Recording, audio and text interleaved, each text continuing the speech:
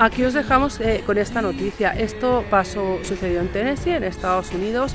Esta mujer ve como uno de sus perros cae a la piscina, creo que estaban a 30 bajo cero, una temperatura bestial, y no duda en meterse como loca, busca de un lado para otro, se mueve, intenta conseguir encontrarlo, no lo ve, sale para afuera, intenta buscar desde otro ángulo a ver si consigue encontrarlo, logra verlo y se vuelve a meter y lo saca.